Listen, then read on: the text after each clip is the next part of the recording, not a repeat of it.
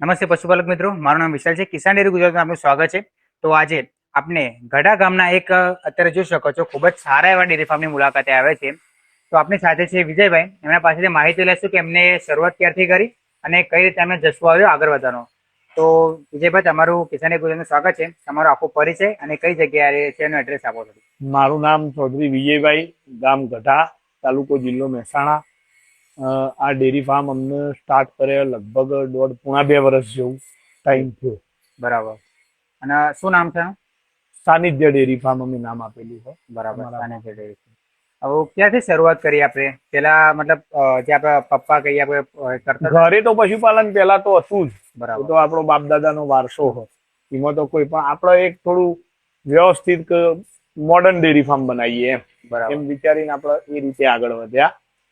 જ્યારે હું પહેલી વખત મુલાકાત આવ્યો ને તો એક નજર મારશો ને તમે તો એ બધી બ્રીડની પશુ વધારે તમે લાવ્યા. તો એ તો ફાઇનલ છે કે તમે અહીંયા બધું બ્રીડ ઉપર જ જવાના છો, બરોબર? ને અત્યારે કેટલા પશુ છે હાલ હાજરમાં? ટોટલ આપણી જોડે મોટા પશુ ગણીએ તો 44. બરાબર. પછી એનાથી હિફર ગણો તો 21-22 નાના બચ્ચા અને હિફરો. બરાબર. અને 5 હિફર આપણે તૈયાર થઈ ગઈ. પેલો એ 16 એક બચ્ચા છે. હા. અને 5 ની 1 6 અને 22 ટોટલ એ રીતે થાય એમ. બરાબર. એક બુલ હ ને 2 ભેંસો હ ને એમ કઈ બધું ટોટલ હળ આપણું 65-66 નું હશે. મિલ્કિંગ પાર્લર પણ પાસે છે તો બધું મિલ્કિંગ ત્યાં જ થતું હશે? મિલ્કિંગ બધું ત્યાં. ઓકે. બીજી એ પૂછવા માંગીશ કે અત્યારે હાઈએસ્ટ દૂધ ઉપર જે હોય ગાય કેટલા લીટર દૂધ એટલે અત્યારે અમારા તાજી વિયાણમાં એવી કોઈ ગાયો હોય નહીં, પણ આપણે શિયાળામાં જયારે વિયાણી હતી એ ટાઈમે 50 લીટર વાળી બી આપણા જોડે ગાય હ. એવું કઈ 50 લીટર વાળી બી હ. બરાબર. પેલી બાજુ અંદર એ બેઠી 2 નંબરની ગાય છે. અચ્છા. ત્યાં લાસ્ટ વાળામાં એ સામે વ્હાઈટ બેઠી. હા, તો અહીંયા તમે ભાગ પણ પારેલા છે અલગ અલગ? હા, એ અલગ અલગ છે. અત્યારે એ બધા ડ્રાય પીરિયડમાં મીન્સ કે મહિના 2 મહિનામાં છૂટી જશે. કેટલા મહિના પછી દોવાનું બંધ કરી દો? 7 મહિના. 7 મહિના પછી દોવાનું બંધ કરી દો. 7 મહિનાનું એનું પ્રેગ્નન્સી નો 7 મહિના થાય એ છેલ્લા 2 મહિના ડ્રાય કરી દેવા. બરાબર. પછી એ પણ વેઇટ ઉપર પણ તમે માપતા હો છો કે વિનું વજન ઉપર આપણે ખોરાક જતો હોય ને? હા, એ કમ્પ્લીટ એના વજન અને દૂધ એ બે ઉપર એનું ડ્રાય મેટર સેટ થાય અને એ પ્રમાણે પછી એનો ખોરાક આપવાનો. બરાબર. તો જેમ હું પણ જોઉં કે સાયલેજ પછી દાણ અને જે ઘઉંનું સાયલેજ, ઘઉંનું ઉછેલ, દાણ બધું ખોપમાં જ દેવાનું. ખોપમાં પછી નાખી દો. 2 ટાઈમ હોય ખાવાનું? 2 ટાઈમ, સવારે નાખવાનું, સાંજે નાખવાનું. મિલ્કિંગ કેટલા ટાઈમ થતું હોય અત્યારે? 2 ટાઈમ જ આપણે કરીએ. ચાલ તો 2 ટાઈમ. બરોબર. બીજી વસ્તુ કે આનો અનુભવ લેવા માટે આપણે ઘણી વખત પંજાબ ને બધે પણ જો પડતો અમે જતા હશો અત્યારે? હા, જઈએ ને પંજાબ થી અમે ગાયો પંજાબ થી લાવીએ. ત્યાંનો સારો ડેરી ફાર્મ ની મુલાકાત પણ લીધેલી. એ લોકો તો ખરેખર બહુ સારું કામ હતું બ્રીડ ઉપરની એરિયે. એમના જોડેથી ઘણું બધું શીખવાનું છે. હા, આપણે તો આમાં નવા પડીએ. પણ ખૂબ જ સારું કામ કહેવાય, કારણ કે તમને બતાવો એમને જે આ ટાઈપનું પાર્ટીશન બધું ખુલ્લા વાડા પણ કરેલા. તો જયારે ખુલ્લા વાડા કરે એનાથી ફરક થાય ખરો ને? એનિમલ હેલ્થ પહેલું જ. બીમારી ખુલ્લો વાડો હશે ને એટલી બીમારી ઓછી આવશે. બરાબર. એટલે હેલ્થ નું પર્પઝ જુઓ ને તમે તો એનિમલ જેટલું ફ્રી રહેશે એટલું એનું દૂધે સારું આપશે, ફેટ બી સારો આવશે. એમ ફાયદો થાય. ખુલ્લા વાળાનો બહુ મોટો. તમને કોઈ કોંદરામ પૂરી દે તો શું થાય?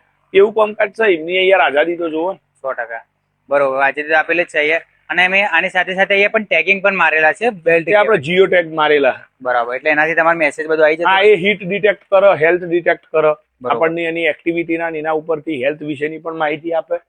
અને હીટ બી ડિટેક્ટ. કોઈ ગાય હીટમાં આવે, ઘણી વાર એવું થતું હોય ગાય સાયલેન્ટ હીટમાં આવીને જતી રહે, આપણને ખબર ના પડે. તો એઆઈ કરવામાં આ ટાઈમિંગ બધું એઆઈ નું બતાવો કે ભાઈ તમે આટલાથી આટલા કલાકની અંદર કરશો તો તમારો કન્સેપ્શન રેશિયો વધી જશે. એ કન્સીવ થવાનો ચાન્સ વધી જશે. તો એનાથી આપણો એઆઈમાં પ્રેગ્નન્સી રહેવામાં પણ ઘણો બધો ફાયદો થાય. બરાબર. પછી સીટનું સ્ટ્રક્ચર પણ ક્યારે બને? 2000 લગભગ 2 વર્ષ ગણો. 2 વર્ષમાં. બરાબર. તો કેટલું માપ કેટલું હશે? ડાયમેન્શનમાં કેટલા બનેલો હશે? એ કેવું, આપણો વચ્ચેની આ 16 ફૂટની ગેલેરી છે. ગેલેરી થી 40 ફૂટ શેડ આ બાજુ હોય, 40 ફૂટ આ બાજુ. બરાબર. અને એની લંબાઈ રહી 120 ફૂટ. ઓકે. અને પાછળ 30 ફૂટના ઓપન રાખેલું હોય, ખુલ્લું. એમને સૂર્યપ્રકાશમાં જવું હોય તો બી જઈ શકે. બરાબર. આવું કેટલી કેપેસિટી હોય માઈ શકે અંદર? આરી 100 એનિમલ ની કેપેસિટી હોય. બરાબર. 100 એનિમલ રહી શકે આમાં. ઓકે. પછી એક આ સવાલ હતો મારો કે ફોગર પણ મારેલું છે. અહીંયા તમે સ્પ્રિંકલર એ હા લગાવવાનું સ્પ્રિંકલર બી છે, અહીંયા લગાયેલા જ છે આ બાજુ અચ્છા. લાઈન. તો આ બાજુની લાઈન સ્પ્રિંકલર ને ફોગર માં શું ફરક રહે, કઈ સારું રહે એમ જોવા જઈએ તો? આમ સારા સ્પ્રિંકલર, કારણ કે એને જ્યારે અત્યારે તો વાંધો નહીં, પણ જે ટાઈમે ગરમીનો ટાઈમ હોય ને એ વખતે સ્પ્રિંકલર વધારે કામ કરે. આપણે એક સ્પ્રિંકલર ત્યાં પાર્લરમાં બી મારેલા છે. હા, એ બતાવો. દરેક ગાય મિલ્કિંગ માટે જાય એટલે પહેલા 15-20 મિનિટ ત્યાં પલળે, એના પછી અહીંયા પંખાએ લગાયેલા. Okay. મિલ્કિંગમાં આવે એટલે ત્યાં પંખાથી સુકાય. બરાબર. ત્યાં જ્યારે વધારે ગરમી હોય ને એવા ટાઈમે 4 વાગે ત્યાં લઈએ ને અંદર, તો ત્યાં પલળે ને એના પછી એનિમલ આખું ફ્રેશ થઈ જતું હોય. બરાબર. એનું હીટ સ્ટ્રેસ જે કહેવાય ને ડાઉન થઈ જાય. ઓકે, સમજાઈ ગયું. બીજી વસ્તુ એ પણ જાણવા માંગીશ કે અહીંયા કેટલા પ્રકારની બ્રીડ છે અત્યારે આપણી જોડે? આપણી જોડે HF વધારે, ખાલી 2 ગાય જર્સીની. બરાબર. જર્સી કેવું રહે? જર્સી એ સારું હોય, એનું ફીડ ઇન્ટેક ઓછું હોય એટલે તમને સામે પણ 50 લીટર દૂધ જર્સી નહીં કાઢી શકતી. જર્સી એવરેજ અમારા 28 થી 30 લીટર સુધી હતી. એક ગાયનું 26 લીટર હતું અને એક ગાયનું પીકમાં 1 મહિનો 30 લીટર જેવું રહ્યું, પછી 28 થયું. ધીરે ધીરે એ પ્રમાણે એટલું દૂધ તો કાઢે જર્સી. બરાબર. ફેટ ને એવું થોડું વધારે ફેટ સારો રહે, 4 ઉપરનો આવે, જર્સીનો 4.5 ઉપર ફેટ આવે. બરાબર. તો હવે ધારો કે આપણે HF મોસ્ટ ઓફ ફાર્મર તો એમાં હીટ પ્રોબ્લેમ અને બીજી રિપીટેશન પ્રોબ્લેમ, રિપીટના એ બધા ઇસ્યુ આવ્યું. અમે સ્ટાર્ટિંગમાં નવા હતા નડ્યા, પણ બધું સારા ડોક્ટરોની ને આપણા ડોક્ટર દિનેશભાઈ જુડાલ એમની સલાહ મુજબ ને આપણે એમનું ફીડ ચાલુ કર્યું ને એનાથી આપણને ઘણો એવો ફાયદો થયો. આપણે જે 7-8 એનિમલ હતો ને જે 20 દાડે કમ્પ્લીટ રિપીટ જ થઈ જાય, તો એ એનિમલોમાં આપણને જુડાલ સાહેબે રિઝલ્ટ આપ્યું. એ બધા હાલ પ્રેગ્નેન્ટ. બરાબર. ખૂબ સરસ. કે તો ફીડ મેનેજમેન્ટ ને આપણે પોતાના મેનેજમેન્ટ જે શક્ય તો સર. હા, કોઈની બહારની સલાહ લેવી પડે, આપણી હુજે ચલાવવી પડે. બધું ભેગું કરીને ચાલો તો સારું મેનેજમેન્ટ કરો તો ડેરી ફાર્મિંગમાં નુકસાન ના જાય. અત્યારે જે તમે 44 પશુ કીધા ને, મિલ્કિંગ ઉપર કેટલા? 28. દૂધ કેટલું થતું હશે? દૂધ આપણે લગભગ ગણો ને, જો ડેરીમાં જે જાય ને એ અને અહીંયા બચ્ચો પીવું ને બધું થઈને આખા દિવસ 550-550 લીટર થાય. પછી એ તો ગરમીમાં થોડું કોઈ દિવસ હ્યુમિડિટીનું પ્રમાણ વધારે હોય ને બફારો થાય તો 20 લીટર ઓછું એ થઈ જાય, અને સારું વાતાવરણ હોય તો વળી 20-25 લીટર પ્લસ એ થઈ જાય. પ્લસ માઇનસ થોડું ઘણું રહેવાનું. અચ્છા. તો અત્યારે બધું મિલ્ક જે આપણે અમૂલ ડેરીમાં જ દૂધ, હા, આપણે દૂધસાગર ડેરીમાં જ જાય, ત્યાં જ જાય. બરોબર. ખાલી અહીંયા આપણા માણસોમાં વપરાય અમુક એને બચ્ચા પીવું એટલું દૂધ રાખવાનું. બરાબર. તો ધારો કે વાત કરીએ કે મંથલી કેટલું આમાં રહેતું હોય, શું રહેતું હોય? મંથલી તો કેવું હોય, હાલના ટાઈમમાં આ 2-3 મહિના ફાર્મ તમારું 0-0 ઉપર જ ચાલે. પછી નવું કાવિંગ ચાલુ થાય 9મા-10મા મહિનાથી, એટલે પાછા એ શિયાળાના 5-6 મહિના જે થોડું વાતાવરણ આપણે સારું હોય એમ 9મા-10મા મહિનાથી લઈને તે 3-4 મહિના સુધી એ ટાઈમમાં વિયાણ થાય, એટલે એ 5-6 મહિનામાં તમને વધારે બેનિફિટ થાય. બરાબર. બીજું આપણે નફો કંઈ કહેતો હોય કે 12 મહિના આપણે નફો પણ મળતો હોય? હા, એ મળે ને. આપણી ડેરીના નફા આપણે સંઘનો મળે, આપણી ગામની મંડળીનો મળે, એ બધું થઈ 20-25% જેવું મળે. 25%. ઓકે. તો એ પ્રમાણે ફેટ એવરેજ કેટલો રહેતો ઘરમાં? આપણે 4 ફેટ રહે. 4 ફેટ. ઓકે. એ પ્રમાણે અહીંયા મેનેજમેન્ટ થતું હોય. બાકી અહીંયા મિલ્કિંગ મશીન પણ આપણે મિલ્કિંગ પાર્લર છે ડાયરેક્ટ, તો એમાં પ્રોબ્લેમ આવે અત્યારે? ના, અમે લગાવ્યું લગભગ ગણો ને 4 મહિનાથી સ્ટાર્ટ હોય આપણો પાર્લર. ઓકે. બીજા મહિનાની 1લી તારીખે સ્ટાર્ટ કર્યું હતું, એટલે બીજો, ત્રીજો, ચોથો, પાંચમો, છઠ્ઠો 5 મહિના તો થઈ ગયા. 7મો રનિંગ એટલે 6થો મહિનો રનિંગ. આપણને કોઈ પ્રોબ્લેમ આવ્યો નહીં. બરાબર. પછી ઝડપી સરળ કામ હોય એમ.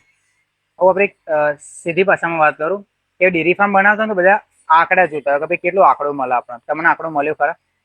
આંકડો આપણે એવો મારેલો હ કે આની અંદર તમે 100% તમારા દૂધના પૈસા થયા અને 25% માની લો નફો થયો.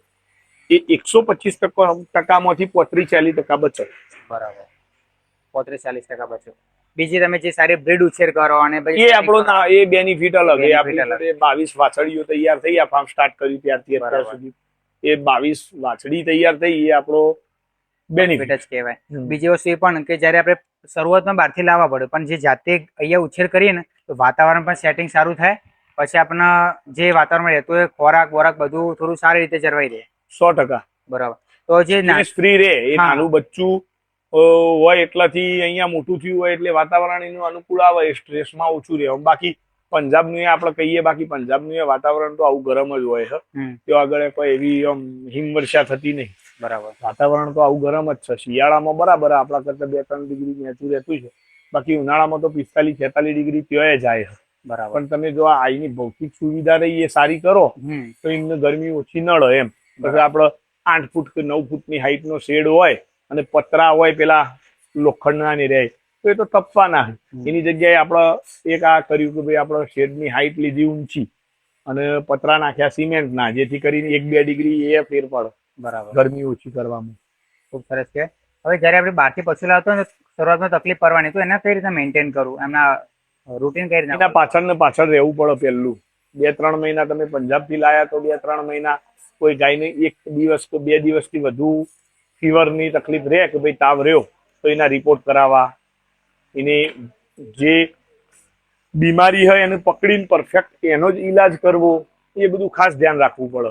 નકર તમે એમને ઇન્જેક્શન આપે જો એને એના પ્લાઝમાસિસ હોય કે થાઇલેરિયા હોય તો એ પછી તમારે એનિમલ ગુમાવવાનો વારો આવે. બરાબર. બીજું પણ જાણવા માંગીશ કે મોસ્ટ ઓફ કઈ પ્રોબ્લેમ આવતી જ્યાં ત્યાંથી લાવતા હોઈએ? એટલે ગરમીની સિઝનમાં તમે લાવો ને તો વધારે પ્રોબ્લેમ આવે. શિયાળાનો ટાઈમ હોય, માની લો કે 10મા મહિના આજુબાજુ તમે લાવો, દીવા આપણે દશેરા પૂરા થાય એના પછી, તો આપણે શું હોય, દશેરા પછી આપણે અહીંયા ઠંડીનું માહોલ ચાલુ થઈ જ જાય છે. તો એની અંદર ઠંડીમાં આ HF ગાય રહી એ જલ્દી સેટ થાય. બરાબર. આપણા વાતાવરણમાં. ઓકે, સમજાય ગયું. હવે બીજી પણ અહીંયા તમે સારું બ્રીડિંગ પણ કરી રહ્યા છો, તો કયા ડોઝ મોસ્ટ ઓફલી યુઝ કરતા હો? આપણે ABS ના ડોઝ વાપરીએ છીએ અને ડેનમાર્કના અને LDF લક્ષ્મી ડેરી ફાર્મના આપણે સંદીપભાઈ અહીંયા મગરોડા એનું કામ કર્યું. એ એમના LDF ના બુલ બી સારા છે. આપણે હન્ટર, જીપ્સી આ બધા એમનું અભય બાયોટેક છે એના ડોઝ આપણે વાપરીએ છીએ. ઓકે, તેમને પણ સારું રહેતું? હા, સારું. અમારે એનું લગભગ ગણો ને અમે LDF ના હન્ટરના 4 ડોઝ મેલાયેલા. એક વાછડી આવી, 3 વાછડા, પણ બધા બચ્ચા 60 કિલો ઉપર ના આવ્યા. એટલે એક બુલનું પરફોર્મન્સ સારું હોય એમ. બરાબર. એ ખરેખર હન્ટર, જીપ્સી આ બુલ એમના વાપરવા જેવા. બરાબર. ખૂબ સરસ. કે તો આપણે મોસ્ટ ઓફ માહિતી તો લઈ લીધી છે ને અહીંયા ટેગિંગ પણ છે, તો એ પણ જાણો કે મેનેજમેન્ટ કઈ રીતના કરતા છો કે આ પશુનો આ પ્રોબ્લેમ છે, આ પશુનો આ ટાઈપનું, કઈ રીતે મેનેજમેન્ટ થતું હોય બધું? તો એ તો સાહેબ જો કેવું હોય કે એની અંદર કોઈ બી પશુ બીમાર તો ટેમ્પરેચર લઈએ કે ભાઈ એને ટેમ્પરેચર બીજું એને શું હોય, એ તો નોર્મલ વસ્તુ હોય, આપણા જેવું જ છે. માની લો કે આપણને પેટમાં દુખાતું હોય, એને પેટમાં દુખાતું હોય તો ટેમ્પરેચર ના એ આવે, પણ ઇન્ટેક ખોરાક ના લેતું હોય તો આપણને એવો આઈડિયા આવે કે ભાઈ પેટ ફૂલેલું હોય સામાન્ય. તો એ રીતે જોવાનું હોય, જે રીતની એની બીમારી એવું દવા. બરાબર. ઓકે. બીજું ભાઈ અહીંયા તમે ખુલ્લો વાડો પણ બનાવેલો, તો એમાં છાણ બાણ ભરવાનું તો પ્રોબ્લેમ આવતો? એ વર્ષમાં 3 વાર આપણે ભરી લઈએ. બરાબર. એમ રોજ નવું ખેતરમાં ના, રોજ લેવાનું કોઈ નહીં, એમાં ઇશ્યુ કોઈ નહીં ના. એને એ તો ગાદી ઉપરથી સારી એની બેડિંગ તો જોવે. હા, 100%. તો આનું છાણનું બેડ એના માટે સારો હોય એમ. જયારે આપણે પંજાબમાં ને એવા ઘણા વિડીયો વાંચવા આવે છે કે આ બધું કેવું કીચડ જેવું લાગે, પણ ખરેખર તો એમને બેડિંગ જ સારી. બેડિંગ એ લોકો જે ભીનું હશે ને એમાં જ બેસશે. બહાર કોરું હશે કે અંદર શેડમાં કોરો એરિયા હશે એમાં ઓછા બેસશે. બરાબર. એમને એમની સ્મૂથ જોવો. ઓકે. તો અહીંયા તમે જોઈ શકો છો કે અહીંયા જે ગાયો ત્યાં બેસીને વાગોરું પણ કરતી હોય, તો આખો દિવસ ખોરાક કરતા પણ થોડું ખુલ્લા વાળામાં ફરતી હોય તો એમના પ્રમાણે લઈ શકે ખોરાક હોય ગમે તે હોય. એમના માટે 24 કલાક આ ખુલ્લું જ હોય. આપણે દિવસમાં 2 વાર જે ખોરાક નાખીએ એ એમનો 24 કલાક પણ નાખીએ છીએ. બરાબર. તો હવે આ સાંજે 4 વાગે નવું નાખશી ત્યાં સુધી આ પૂરું થઈ ગયું હશે, એમ રહેશે નહીં. બરાબર. એમની રીતે લીધે જશે, જયારે એમને જરૂર પડશે એમ લેશે. બીજું પૂછવા માંગીશ કે આપણો આ ડેરી ફાર્મ તો કમ્પ્લીટ પ્રોપર બની ગયું, ત્યારે તમે હાલ કોક બનાવવાનું કે ડેરી ફાર્મ, તો તમે આમાં કઈ સુધારા કરશો? આની અંદર એક આ પાણી વાળો થોડું હ પ્રોબ્લેમ, આ અંદર પડવાનું એના લીધે અમુક ગારો થાય છે. તો એક એ મેનેજમેન્ટ માં વિચારે જેવું ખરું કે એના માટે અમે ગોતી જ રહ્યા છીએ. અમે ટ્રાય બહુ કર્યા છે. કોઈ રાખતા બારે રાખવા માટે અમે ટ્રાય કરેલું. એટલે કુંડા આવશે એવા નામ? એ કુંડા મૂકવાય, પણ કુંડા એ મૂકવા માટે પ્રોપર એનું બનાવવું પડે કે અંદરથી ના પી શકે, અહીંયા આવીને જ પીવાય, એવું કંઈ કર્યું હોય તો સેટિંગ થાય. બરાબર. બીજી વસ્તુ કોઈ ગેલેરીમાં ડિઝાઇનમાં એવું કશું બદલાવ કે પછી ઓકે? ના, અમારી રીતે તો અમારા માટે તો આ સફિશિયન્ટ કમ્પ્લેન્ટ. અમે એ રીતે જે રીતે વિચારીને કર્યું હતું એ પ્રમાણે રેડી. ઓકે. તો બીજું TMR આપણે ફ્યુચરમાં તો લાવવાનું રહેશે? હા, TMR એ રીતે જ આપણા ડિઝાઇન કરેલું. ઓકે. આ હેડલોકમાં પણ બીજે જોઈ શકો છો કે હેડલોક પણ મારેલું છે, તો આના ફાયદા ખરા? હા, આ એનિમલ ફ્રી રાખવા એ મોટો ફાયદો. માની લો કે આપડા હેડલોક નહીં માર્યું તો કાં તો પછી આટલો 44 પશુઓ બોધવા માટે 44 દોયડો બધેલો રાખવો પડે. પાઇપો આવતી હોય એમાં તો પ્રોબ્લેમ થાય. પાછી પાઇપો આવે સિંગલ. આની કોઈ દવા કરવી, માની લો કે ગાય હોય એને ટેમ્પરેચર આવ્યું, ઇન્જેક્શન આપવું, તો એ તો જાનવર હે ને, એ તો એવું થોડું કે આપણે એમ કહીશું કે ઉભું રહે એટલે ઉભું રહેશે ના રે, એને પકડમાં તો રાખવું પડે.